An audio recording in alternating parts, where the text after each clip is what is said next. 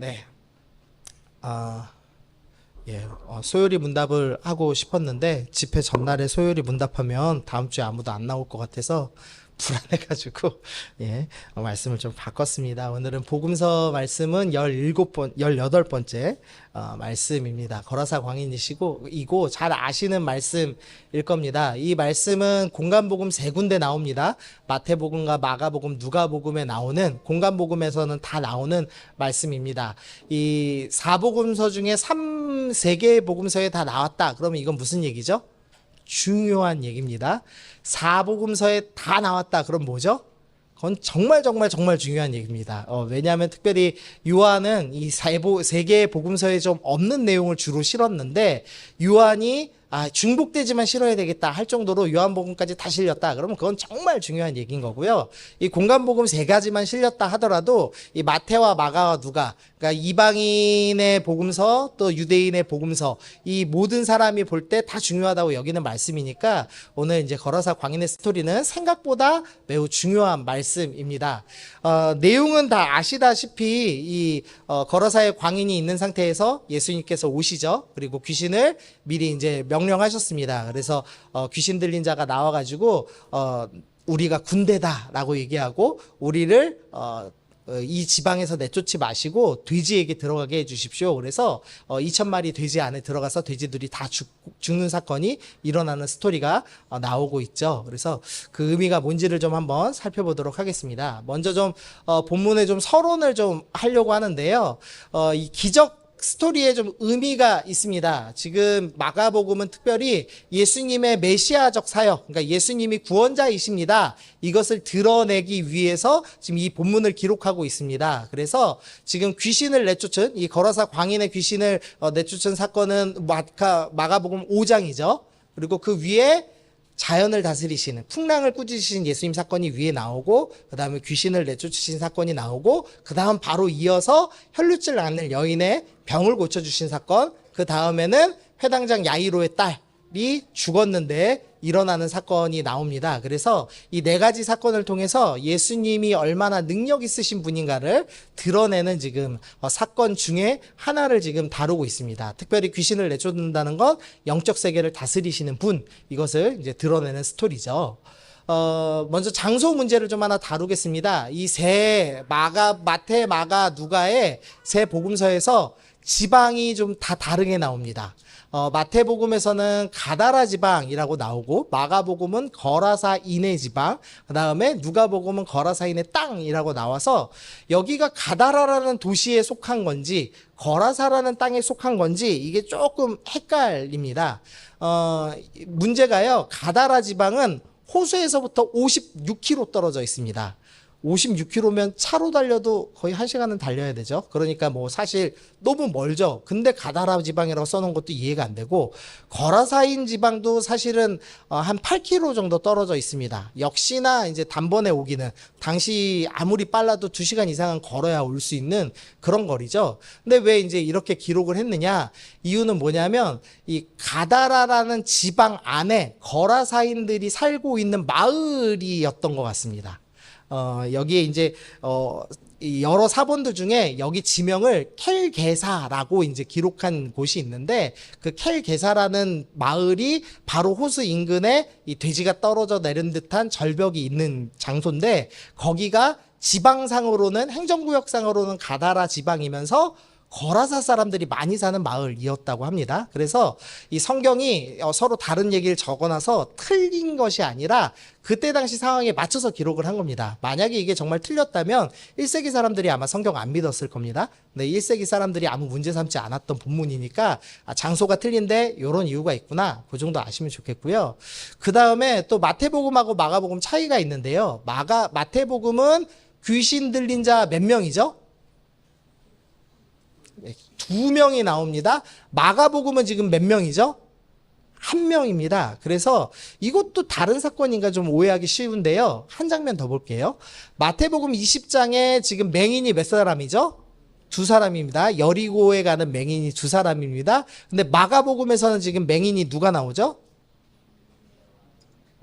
네, 디메데오의 아들. 바자가 아들이라는 의미거든요. 그래서 보통 바디메 바디메오, 디메데오의 아들에서 바디메오라고 부르는 이 거지가 나오죠. 근데 지금 마가복음은 한 명 나오죠. 무슨 소리냐면 마태복음은 상황을 좀 이렇게 인원을 정확하게 기록하는 겁니다. 습관이 마태가. 그래서 2명을 정확하게 기록했는데 마가복음은 가능하면 이야기를 압축적으로 전달합니다. 그러니까 그 중에서도 핵심 사람 중심으로만 좀 다루려고 2명인데 1명으로 이제 기록을 한 겁니다. 그래서 이거는 기록상 틀린 스토리가 아니라 마가가 압축해서 내용을 잘 전달하고 있구나 이렇게 이해하시면 되겠습니다. 그 다음에 좀 쓸데없는 오해들이라고 제가 좀 적어놓은 거 몇 개 있는데요. 먼저는 이제 이 귀신에게 내 이름이 무엇이냐 라고 했더니 군대입니다 라고 표현을 합니다. 근데 이제 로마 군단이 한 개 군단이 6,000명 정도 되거든요. 그래서 귀신이 한 6,000마리 정도 됐나 보다 이제 이렇게 얘기를 하면서 6,000마리 귀신이면 얼마나 능력이 크지 뭐 어떤지 막 이런 거를 막 상상하는 분들이 있습니다. 그런데 정확한 숫자를 얘기한 것은 아닙니다. 그러니까 많다라고만 일단 이해하시면 됩니다. 그런데 포인트 중에 하나는 군대라는 표현을 썼다는 겁니다. 그러니까 귀신이 군대로 모여있다. 이것은 하나님의 나라를 대적하는 반대편에 군대가 있다. 우리는 전쟁 중입니다. 이것을 이제 드러내는 스토리가 되는 거죠. 그 다음에 이 귀신들이 또 뭐라고 얘기하냐면 우리 12절 읽어볼까요? 자, 시작.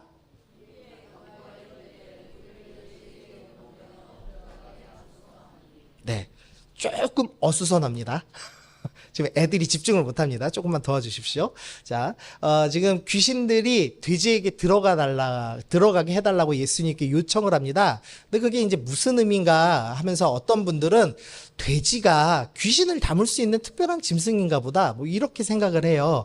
옛날에 그 전에도 한번 말씀드렸는데 무슨 강동원인가요? 그 배우 잘생긴 배우? 강동원 맞나요? 예, 그 강동원 나온 검은 사제들이라는 영화 보시면은 분홍색 돼지가 나중에 이렇게 귀신이 들어가서 검은색 귀신 돼가지고 그거 데리고 막 한강에다가 물에다가 집어넣으려는 막 스토리가 나오거든요. 그래서 마치 그 돼지가 귀신의 그릇이 된다. 이런 식의 이제 이해를 하기 참 쉬운데요. 그래서 어떤 분들은 돼지 먹으면 귀신 옮을까봐 돼지 안 드시는 분도 있어요. 근데 그거는 전혀 의미가 없습니다. 여기서 포인트는 돼지가 아니니까 자꾸 돼지에 집중하실 필요는 없습니다. 이제 핵심 포인트는 뭐냐? 귀신이 들어갔더니 돼지가 죽었다는 거죠. 그래서 귀신은 지금 뭘 하고 싶어 한다? 죽이고 싶어 한다. 우리가 창조와 역창조 계속 지금 살펴보고 있습니다. 역창조, 그러니까 마귀가 원하는 것은 뭐죠? 생명을 빼앗고 번성하지 못하게 하고 죽이는 일이라고 말씀드렸죠. 지금 그 일을 원하고 있는 겁니다. 그런데 포인트는 지금 귀신은 수천의 돼지를 죽일 수 있는 능력이 있습니다. 그런데 정작 이 거라사의 광인, 귀신 들린 한 사람을 죽였나요? 못 죽였나요? 못 죽였습니다. 그래서 주님께서 수천 마리의 돼지를 죽일 수 있는 이 귀신이 단 한 영혼도 죽일 수 없게 하시는 하나님의 크신 은혜와 보호가 있었다. 요 중점으로 우리 보시는 게 본문을 좀 더 바르게 이해하는데 도움이 됩니다. 그래서 요 좀 정리를 이렇게 좀 했습니다. 그리고 마지막으로 예수님이 왜 돼지에게 귀신이 들어가도록 허락하셨는가? 정확한 이유는 안 나와서 모릅니다. 그러나 수천 마리의 돼지보다 한 영혼이 더 가치 있다. 이것을 보여주시기 위한 하나의 이제 이유가 있지 않았을까라고 추측을 할 뿐입니다. 어쨌든 중심 내용에 집중해야지 돼지에 집중하시거나 군대 귀신에 집중해서 귀신이 군대로 무리짓는데 수천 마리가 있대. 우리 못 이기면 어떡하지? 뭐 이런 이제 오해를 하시면 안 됩니다. 자, 중고등부 아셨나요? 네. 자, 그러면 이제 오늘 본문 핵심 내용을 좀 보겠습니다. 요것도 약간 곁다리 하나만 더 말씀드리면은요. 배에서 나오심에 곧 더러운 귀신 들린 사람이 무덤 사이에서 나와 예수님을 만나는 장면으로 출발하죠. 근데 왜 귀신 들린 사람이, 그러니까 귀신이 왜 사람을 무덤에서 살게 했을까에 두고 이제 그 크리소스톰이라는 이 중세 한 500년대 사람이 이런 기록을 좀 남겼어요. 귀신은 죽은 사람이 귀신이 된다는 잘못된 믿음을 심어주기 위해 광인을 무덤에 살게 하였다라고 이제 주석을 달았습니다. 무슨 소리냐면 사람이 죽으면 귀신이 되나요? 아니면 천국이나 지옥 둘 중에 하나로 바로 가나요? 그러면 우리 할아버지는 한이 정말 많으셨는데 죽으면 귀신이 되나요? 천국이나 지옥 가시나요? 네, 꿈에 나오셨는데 이 땅에서 활동하시는 거 아닌가요? 아닙니다. 귀신이 속이는 거죠. 꿈에서 나타나서 우리를 현혹하는 거죠. 그래서 죽은 사람이 귀신이 된다라는 것은 성경적이지 않은 생각입니다. 근데 이 기원 후 500년 때에도 그런 이야기들이 돌았습니다. 누가 죽으면 귀신이 돼갖고 우리 집에 찾아오고 뭐 이런 얘기들, 그 서프라이즈라는 옛날 TV 프로 있었는데 그것 때문에 주일학교 사역하기가 정말 힘들었어요. 뭐만 하면 애들이 서프라이즈에 나왔다고, 그 진짜라고. 근데 이제 죽은 사람 귀신 되지 않습니다. 누구도 주님의 권위 안에서 감히 벗어날 수 없습니다. 그래서 이 지금 무덤 사이에 있었다는 게 그런 잘못된 믿음을 심어주려는 것 아닌가라고 추측할 만큼 그런 얘기들이 많은데 그것에 속지 마십시오. 자, 이제 진짜 핵심 다루겠습니다. 귀신 들린 사람 특징이 네 가지가 나옵니다. 먼저는 무덤 사이에서 살았습니다. 무덤 사이에 살았다는 건 사람들 사이에서 살지 못했다는 거죠. 그래서 즉 귀신 들린 사람은 사람하고 관계가 완전히 끊어진 사람이었다라는 것을 보여줍니다. 두 번째 특징입니다. 귀신 들린 사람이요, 쇠사슬에 여러 번 묶어봤습니다. 그런데 4절 보니까 여러 번 고랑과 쇠사슬에 매었어도 쇠사슬을 끊고 고랑을 깨뜨렸습니다. 그래서 굵은 글씨만 읽어보겠습니다. 시작. 예, 아무도 제어하지 못했습니다. 귀신 들린 사람의 두 번째 특징은 통제당하지 않습니다. 사람의 통제할 수 없는 상태다라고 이야기를 하죠. 자, 세 번째 특징입니다. 늘 소리 지릅니다. 남의 소리는 절대 안 듣습니다. 자기 소리만 막 외치면서 삶을 살고 있죠. 네 번째 특징입니다. 자기 몸을 해칩니다. 자기를 망가뜨립니다.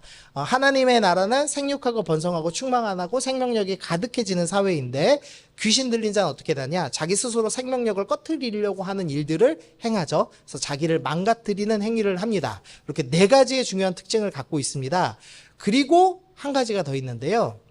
자, 지금 귀신이 얘기하는 겁니다. 큰 소리로 부르짖어 이르되 지극히 높으신 하나님의 아들 예수여 라고 얘기했습니다. 귀신은 예수님에 대한 지식이 있나요, 없나요? 예, 있습니다. 귀신도 예수님의 어떤 분이신지를 정확히 알고 있었다라는 특징이 있습니다. 그래서 정리하면 이렇게 네 가지 플러스 원에서 다섯 가지를 살펴볼 수가 있는데요. 사람과의 관계가 끊어져 있고 사람의 통제를 받지 아니하고 남의 소리를 듣지 않고 자기 소리만 외치고 자기를 망가뜨리고 그러나 예수님에 대한 지식은 있는 사람, 그 사람이 바로 귀신 들린 사람이다라고 성경이 이야기를 하고 있습니다. 혹시 여러분들 이 중에서 내가 포함되는 거 뭐뭐 있는지 한번 세보시겠어요? 마음속으로. 예준아, 사춘기 아니? 요새 대답을 잘 못하네. 자, 우리 공주님, 자 한번 해보자. 자, 예준아, 5가지 중에 너가 지금 속하는 게 몇 개 있니? 일단 예수님이 어떤 분인지 알고 있지? 그렇지. 그 다음에 사람하고 관계 잘 하면서 사니? 교회에서는? 아니요. 자, 너 교회에서 목사님이나 선생님들의 통제를 받고 있니? 그래? 그럼 다음 주부터 예배 시간 맞춰 나와? 통제 받을 거야? 그럼 안 올릴게. 자, 자기 소리만 외치진 않고 남의 소리 잘 듣니? 좋습니다. 자, 자기를 망가뜨리는 행위. 예를 들면은 공부해야 될 시간임에도 불구하고 늘 게임을 한다든지, 몰래 몸이 망가지는 술, 담배를 하고 있다든지 그러고 있니? 진짜? 도핑 검사합니다. 2가지. 자, 또 누구한테 물어볼까요? 궁금하신 분 있나요? 하빈아, 물어볼까? 아니야? 하빈아, 무서워. 눈에 힘 좀 풀어줘. 고마워. 자, 아마 뭐 이렇게 좀 제가 우스갯스럽게 얘기했지만 여기에 소속되는 분들 많을 겁니다. 교회는 다닙니다. 예수님 어떤 분인지 압니다. 근데 사람하고 관계 잘 안 하시는 분들 있죠. 통제 잘 안 받아서 누가 뭐라고 하든지 내 맘대로 신앙생활 하시는 분들 있으시죠? 남의 말 절대 안 듣고 자기 맘대로 신앙생활 하시는 분, 자기 소리만 늘 주장하시는 분들 있으시죠? 제가 눈 마주치면은 또 오해하실까봐 지금 눈 안 마주치고 하는 겁니다. 그리고 자기를 망가뜨리는 행위들, 비신앙적인 행위들을 은근히 하고 계시는 거 있으시죠? 그러면은 여러분도 귀신 들린 사람하고 똑같습니다. 귀신이 여러분을 건드릴 필요가 없습니다. 안 들어가도 알아서 하니까. 그러면 심각한 거죠, 사실은. 이게 작아 보이지만 작은 일이 아닙니다. 심각한 문제가 있는 겁니다, 영적으로. 그래서 이제 이걸 교정해야 되는데요. 성도는 어떻게 해야 되냐? 마태복음 5장에 보니까 그러므로 예물을 제단으로 드리러 가다가 거기서 내 형제에게 원망 들을 만한 일이 있는 것이 생각나거든 예물을 제단 앞에 두고 먼저 가서 형제와 화목하고 그 후에 와서 예물을 드리라.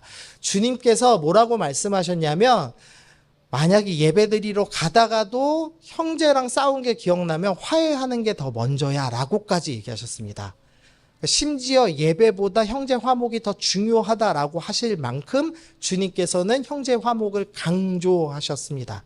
여러분이 만약 교회를 다니지만 성도 간의 교제가 없다면 그것은 주님의 말씀을 위배하는 것이고 귀신 들린 자의 특징이 있다라고 이야기를 하고 있는 거죠. 그래서 반드시 성도는 교제해야 됩니다. 자, 그럼 중고등부들 질문하겠습니다. 여러분은 교제하고 있습니까? 교제는커녕 인사는 하고 있습니까? 전화번호 있니? 정훈아, 성훈이 형 전화번호는 있지? 좋습니다. 그러면 하빈이 전화번호 있니? 없니? 그러면은 앞에 있는 가은이는? 가은이 있어? 고은이는? 없어? 이게 좀 어린 애들을 싫어하는구나. 네. 오늘 전화번호 교환하고 가십시오. 네, 좋습니다. 자, 그래서 교제하는 것이 성도입니다. 아멘?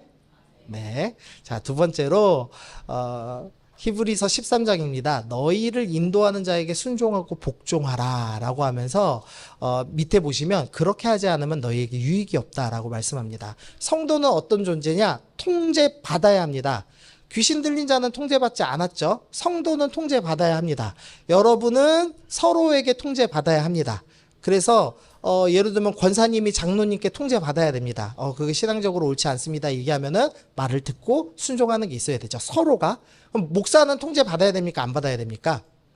통제받아야 됩니다. 그래서 장로교 정치하는 겁니다. 저하고 장로님하고 표가 1대1이에요. 장로님 반대하시면 아무것도 통과 안 돼요. 1대1이니까. 이해가 되시나요? 장로교 정치는 목사의 죄악을 통제하기 위해 만든 장치입니다. 그러니까 성도는 반드시 서로에게 통제받아야 합니다. 그래서 저는 저를 제어하기 위해서 강력한 수단을 쓰고 있어요. 뭐냐면은 제 통장을 저희 집사람한테 맡겼잖아요. 그래서 제가 얼마 버는지 모르고 얼마를 갖고 있는지도 몰라요. 늘 용돈을 탔습니다. 너무 힘듭니다. 그러나 제가 죄를 짓지 않을 수 있는 가장 강력한 힘이 됩니다. 제가 바람을 필 수 있겠습니까? 제 몸에 돈이 한 푼도 없는데 한 달에 용돈을 2, 3만 원 받아가지고 바람 필 수 있겠습니까? 그 정도로 제가 매력이 있다면 뭐 모르겠는데 그 정도는 아니잖아요. 그러니까 저를 제어하는 강력한 도구가 되죠. 여러분은 여러분 각자를 신앙적으로 통제할 수 있는 사람이 필요합니다. 그래서 소그룹으로 묶은 겁니다. 이 성도가 통제받아야 된다. 특별히 그것을 이제 칠이라고도 할 수 있겠습니다. 교회에서 신앙적으로 문제가 있을 때 그것에 대해서 권면하고 징계할 수 있습니다. 총회 헌법에 예배 모범이라는 게 있고요. 거기에 이제 시벌이라는 파트에 이제 벌을 주는 이제 스토리가 나옵니다. 이거 교회 홈페이지에 제가 넣어놨어요. 교회 홈페이지 가시면 교회 소개라는 란이 있거든요.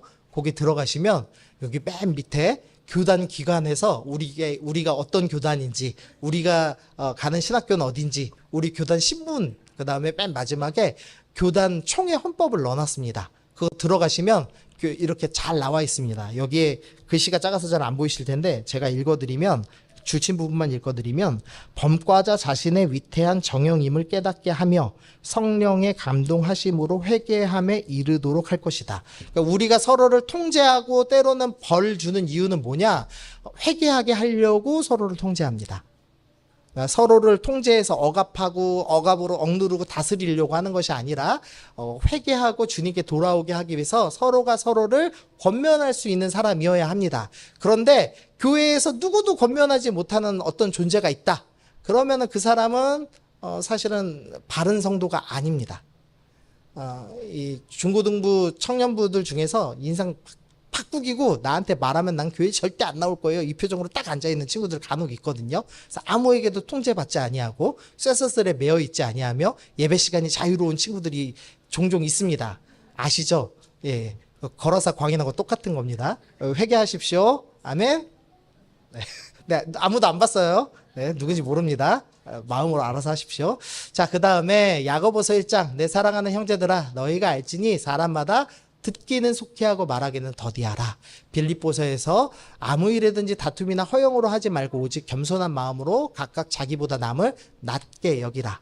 성도는 그래서 내 주장을 하기보다 남의 말을 더 들어야 합니다. 물론 설교 시간엔 다 들으시겠죠? 근데 그때뿐 아니라 우리가 평소에도 권면하면 들을 수 있어야 합니다. 근데 우리가 이제 권면 못하도록 이렇게 왜 아우라라고 하나요?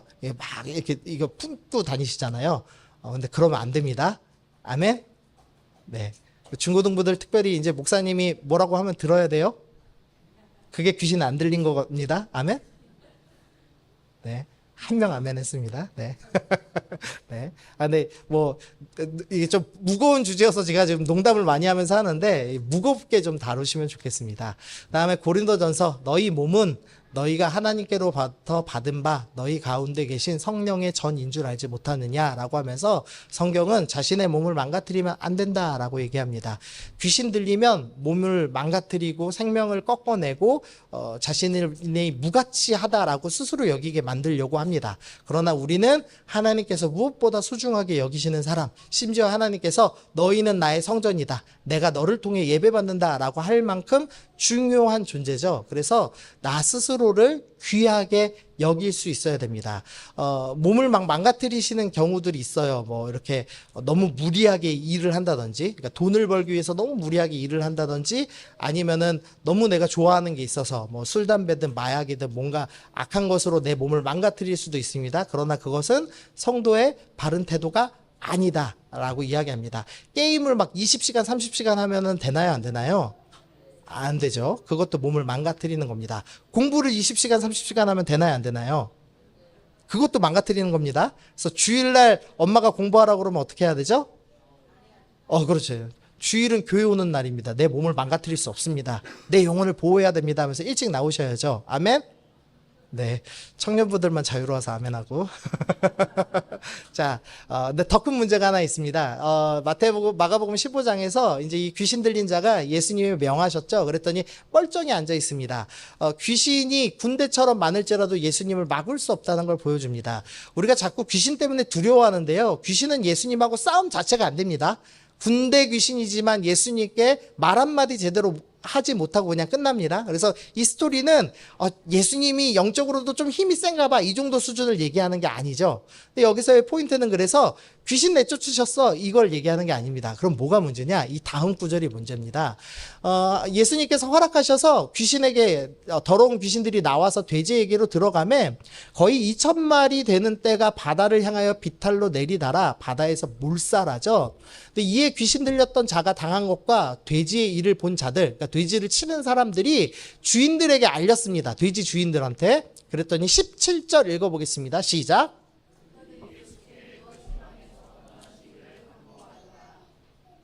네, 돼지 주인들이 예수님께 찾아왔습니다. 그래서 이 지방, 여기는 지금 데가볼리라고 하는 지방, 이방 지역인데요.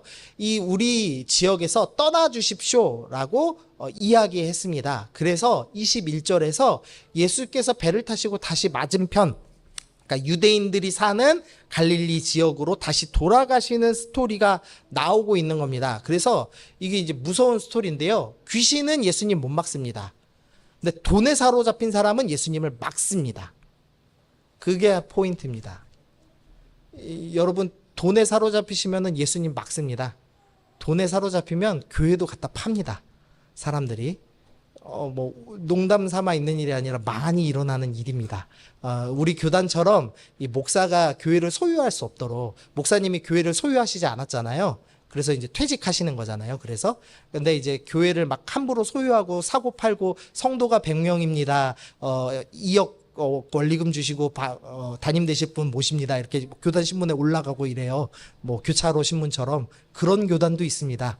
우리는 교단이 성도를 통제해야 된다는 것처럼 목사를 통제하고 있거든요. 악한 게 하지 않도록. 그래서 우리가 좋은 제도들을 그래서 마련해 놓은 거죠. 뭐 원로 제도든 뭐든 이런 게 목사님들이 욕심 부리지 않고 이후에 노를 대접받고 사역하실 때 욕심 부리지 않도록 제도를 만들어 놓은 거죠. 그러니까 그런 거는 다 나쁜 제도가 아닙니다. 여러분들 오해하시면 뭐 목사님 평생 돈 받아 뭐 이렇게 오해하실 수도 있는데 전혀 그거 아닙니다. 교회를 함부로 하지 않기 위해 만들어 놓은 제도고 그건 건강한 제도인 겁니다. 물론 이제 그것도 악용하는 이제 나쁜 사람들도 있지만 이제 우리가 그러진 않잖아요. 어쨌든 돈에 사로잡힌 자들은 예수님을 막아냈습니다. 그래서 데가볼리라는 이방 지역에 예수님이 아직 전해지지 않고 복음이 전해지지 않은 지역. 근데 그 지역에 말씀 한마디로 군대를 쫓아낼 수 있는, 군대 수준의 귀신을 쫓아낼 수 있는 그 위대하신 분이 오셨음에도 단번에 쫓겨나시는 스토리가 나오는 겁니다. 아주 무서운 거죠. 여러분 돈 사랑하시죠? 네. 돈 사랑하시는 분들 몇 분 있으시죠? 많으시죠? 저도 돈이 좋습니다. 누가 한 100만 원만 줬으면 좋겠습니다. 네. 이 돈이 참 좋습니다. 그러나 이게 선하게 써야 좋은 거죠. 돈에 사로잡히고 욕망에 사로잡히기 시작하면은 반드시 위기가 찾아오고 그것은 그냥 나 혼자 타락하는 수준이 아니라 우리 지방, 우리 교회에서 예수님 막더라도 나는 돈을 얻어야 되겠어. 이제 이렇게까지 발전할 수 있다는 겁니다. 그래서 돈은 일만하게 뿌립니다. 우리 특별히 중고청 우리 다음 세대들이 돈 많이 벌려고 직업을 선택하진 않았으면 좋겠습니다. 아멘? 야, 이렇게까지 아멘을 안 할 수 있나? 돈 적당히 버시길 바랍니다. 네, 적당히 버는 게 은혜입니다. 너무 부하게도 하지 마시고 너무 가난하게도 하지 마옵소서. 그렇게 기도하며 나가면 좋겠습니다. 그래서 이 스토리가 예수님이 지금 막히시는 스토리로 끝나는 겁니다. 근데 이렇게 이제 설교를 끝내면은 이상하잖아요. 예수님 막혔네, 예수님 실패했네, 이렇게 끝나는 것처럼 보이죠? 근데 이제 그렇지 않다는 걸 좀 보여드릴게요. 먼저 이제 실제 사례를 보면 예수님은 데가볼리에 가셨습니다. 그리고 첫 마을에서 거라사 광인에게 귀신에서 자유케 해주셨습니다. 그러나 그 돼지의 주인들에 의해서 다시 쫓겨나서 다시 유대 지역, 유대인들이 사는 땅으로 돌아가시는 것으로 끝나는 스토리입니다. 그랬는데 1년 뒤 스토리가 나옵니다. 1년 뒤에 어떤 스토리가 나오냐? 여자가 집에 돌아가 본즉 아이가 침상에 누웠고 귀신이 나갔더라. 이거 무슨 스토리냐면 가나안 여인 스토리입니다. 수로보니게 여인이라고 하죠. 그 여인의 딸이 그 귀신에 들려 있는데, 아이가 귀신 들렸는데 예수님께서 고쳐주시는 스토리가 나옵니다. 그리고 나서 예수님 일정을 좀 정리해 놨습니다. 마가복음에서 31장 보시면은요, 다시 두로 지방에서 나와서 시돈을 지나고 그 다음 어디 가시죠? 데가볼리 지방을 통과해서 갈릴리 호수에 가십니다. 갈릴리 호수는 갈릴리 바다라고도 불립니다. 엄청 넓습니다. 그래서 이 세 개의 지방이 붙어 있습니다. 근데 이제 이 유대 지방 붙어 있는 데를 보통 갈릴리라고 부르고, 요 옆쪽 오른쪽에 붙어 있는 게 데가볼리라는 도시입니다. 근데 주님께서 처음 지금 마가복음 5장 사역에서는 데가볼리를 찍고 다시 넘어가셨습니다. 근데 이번에는 육로로 이렇게 해서 통과해서 데가볼리 쪽 갈릴리 호수로 가신 겁니다. 자, 이해되셨죠? 그랬는데 어떤 일이 있냐, 거기서 예수께서 떠나서 갈릴리 호수에 이르러 산에 올라가 거기 앉으시니까 30절에 우리 읽어보겠습니다. 시작.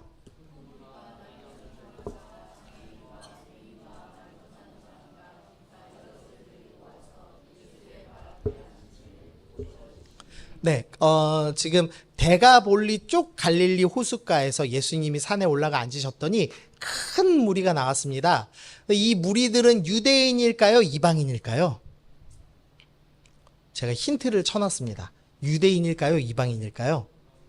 이방인입니다. 왜 이방인일까요? 그렇죠. 밑에 보시면 이스라엘의 하나님께 영광 돌립니다. 유대인들은 하나님께 영광 돌리죠, 그냥. 근데 우리가 믿던 신이 아니라 이스라엘이 믿는 그 하나님이 나를 고쳐주셨어 라고 하면서 이스라엘 하나님께 영광 돌리는 큰 무리가 데가볼리 지역에서 나온 겁니다. 근데 이 무리의 숫자가 어느 정도냐? 마가복음 8장에 보니까 예수께서 물으시되 너희에게 떡 몇 개가 있느냐? 7이로소이다 하거늘, 이러면서 떡 7개와 물고기 2마리를 떼어주는 칠병이어 사건이 일어납니다. 근데 이 칠병이어를 먹은 사람이 몇 명이냐면 9절에 보면 약 4천 명. 당시 이 습관에 따르면 남자만 셉니다. 그러니까 어린아이와 여자를 센다면 아마도 10,000명 이상 되는 사람들이 먹었을 겁니다. 오병이어 사건은요, 유대 지역에서 일어난 사건입니다. 근데 지금 오늘 나오는 칠병이어 사건은요, 대가볼리 지역에서 일어난 사건입니다. 근데 1년 전에 예수님 쫓겨나셨습니다. 근데 1년 뒤에 다시, 그전에는 사역 안 하셨습니다. 근데 1년 만에 다시 갔는데 큰 무리, 적어도 남자만 4,000명 이상이 와서 여기 말씀 보면은 사흘이나 말씀 들으면서 굶었는데도 말씀 들으려고 앉아있는 무리가 생겨났습니다. 그럼 이 무리는 어디서 생겨난 걸까요? 1년 전에는 예수님 쫓겨났는데 1년 만에 다시 방문했더니 팬이 4,000명이 넘게 있어요. 어떻게 생긴 걸까요? 예, 그게 오늘 말씀 힌트에 나옵니다. 자, 마가복음 5장 18절. 예수께서 배에 오르실 때 귀신 들렸던 사람이 함께 있기를 간구하였으나 허락하지 아니하시고 그에게 이르시되 집으로 돌아가 주께서 내게 어떻게 큰 일을 행하사 너를 불쌍히 여기신 것을 내 가족에게 알리라. 이 대가볼리 사람이면서 귀신 들렸던 거라사 광인이 귀신에서 자유케 됐습니다. 그리고 예수님을 따라가길 원합니다. 당연하죠. 이때껏 인간답게 살지 못했는데 이제 멀쩡해졌으니까 나는 제자 되고 싶습니다 라고 얘기하면서 예수님과 함께 유대 지역에 가려고 합니다. 근데 예수님이 허락하질 않으세요. 이상한 스토리가 연속으로 일어나는 거죠. 제자 되려고 하는데 주님이 막으신 겁니다. 근데 그냥 막으신 게 아니라 네 가족에게 20절 그가 가서 예수께서 자기에게 어떻게 큰 일 행하셨는지를 하나님의 큰 일을 대가볼리에 전파해라 라고 전도자 한 명을 씨앗을 심어놓고 가신 겁니다. 예수님께서 이 돈에 사로잡힌 자들한테 쫓겨나가시는 것처럼 보이지만 씨앗 하나 딱 심고 야 이거면 충분해 해서 나가신 겁니다. 그리고 1년 뒤에 어떻게 된 거죠? 남자만 4,000명 이상이 몰려와서 3일씩 굶으면서 말씀을 들을 믿음을 가진 사람들이 일어나 있었다라고 성경이 설명하고 있는 겁니다. 그래서 이 본문이 참 은혜롭죠. 귀신 들린 자와 같은 사람이 예수님을 만나서 자유케 되면 이런 놀라운 열매를 맺게 됩니다. 여러분들 중에 아까 얘기하면서 아마 좀 자존심 상한 분들이 있을 거예요. 내가 교회를 몇 년 다녔는데 귀신 들린 자하고 나하고 비슷한 특징을 이렇게 나열했어. 막 이렇게 생각하시는 분들이 있을 겁니다. 그러나 그것이 주님 안에서 자유케 되면 어떻게 되죠? 놀라운 일. 믿음의 씨앗을 심는 자가 될 수도 있다라고 주님이 말씀하고 계시는 겁니다. 그래서 정리를 하면은요, 귀신 들린 자는 이런 특징이 있습니다. 하나님 안다고 멀쩡한 것 아닙니다. 사람과의 관계가 회복되어 있어야 되고, 통제받을 수 있어야 되고, 자기 소리가 아니라 남의 소리를 들을 수 있어야 되고, 자기를 망가뜨리는 것이 아니라 자기 영혼을 살리는 사람이 되어야 한다라는 거 먼저 적용하고요. 두 번째로는 귀신은 예수님 막지 못했지만 돈에 사로잡힌 사람은 예수님을 막을 수 있더라. 나는 돈을 사랑하고 있지 않은가? 이것에 대해서 고민해 봐야 되겠습니다. 그러나 주님께서는 그것으로 완전히 막힌 것처럼 보였지만 사실은 이 귀신 들린 자가 자유케 된 요 한 사람을 심으심으로써 1년 만에 놀라운 결실을 맺으시더라. 그래서 자유케 된 한 사람만 심기면 놀랍게 열매 맺게 되더라는 것이 교훈입니다. 여러분들 중에 정말로 주님에 의해서 자유케 되신 분이 한 명이라도 있으면 변화될 겁니다. 여러분의 가정이 변화되고 여러분의 공동체가 변화되는 일이 일어날 겁니다. 우리 중고등부 아이들 중에 다음 주 집회 갔다가 한 명만 불 받으면요, 우리 공동체 바뀔 겁니다. 그것은 농담이 아니고 진짜 일어나는 일입니다. 예수님을 믿으면 예수님이 권능이 많으신 분이죠. 그래서 반드시 그런 일이 일어납니다. 저희 형님 얘기하고 마칠게요. 저희 집사람 오빠가 저희 집사람과 똑같이 사직동교회 출신인데 잘 안 믿었습니다.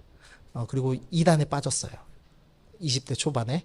그래갖고 자꾸 이상한 걸 막 듣고서는 어머니한테, 저희 장모님한테 막 전하려고 해서 근심거리였습니다. 근데 이제 감사하게도 저희 집사람은 이제 예수전도단 들어가서 열심히 훈련을 받았죠. 그러니까 이 부모 입장에서 얼마나 근심되겠어요. 내 아들은 이단에 빠져 있고, 내 딸은 광신도고, 예수전도단 미쳐 있고, 어떻게, 물론 이제 신앙 좋으시기 때문에 예수전도단 사역하는 거 좋아하셨어요. 근데, 야, 내 아들 어떡하냐 하면서 기도만 하셨죠. 근데 어느 날 뜬금없이 이분이, 야, 너 가는데 나 같이 가고 싶어 하면서 여름 수련을 같이 가겠다는 거예요. 이단이었던 오빠가. 뭐라고 노 할 순 없잖아요. 같이 가자고 했죠. 저희 집사람이 오빠를 별로 좋아하진 않지만. 그래서 같이 갔습니다. 어떻게 됐을까요? 회심하고 목사님 됐어요. 예, 고신 쪽 목사님이세요. 예, 어떻게 인생이 바뀔지 모릅니다. 예수님으로 인해서. 귀신 들린 자 한 사람이 4천 명을 심어냅니다. 우리 한 사람이 변화되면 놀라운 은혜 있습니다. 그래서 귀신 들린 자의 특징이 있더라도 두려워하지 마시고 예수님이 나를 변화시켜 주시기를 소망하며 오늘도 나아가시면 좋겠습니다. 우리 오늘은 적용 찬양 없는데요. 같이 기도하시고 마치면 좋겠습니다. 우리 기도할 때 나 안에 혹시나 귀신 들린 자의 특징이 있다라면 하나님 내가 사람과 교제하겠습니다. 통제받겠습니다. 남의 말을 듣겠습니다. 나를 해치는 어떤 잘못된 습관들을 좀 내려놓겠습니다. 그리고 내가 주님 앞에 믿음으로 나아가고 싶습니다. 내가 혹시나 돈을 사랑하고 있다면 돈 사랑하는 것을 버리겠습니다. 내가 주님 앞에서 변화되고 싶습니다. 나도 거라사의 광인처럼 심겨지기를 소원합니다. 변화되길 소원합니다. 우리 그렇게 기도하고 마치겠습니다. 함께 기도하시겠습니다.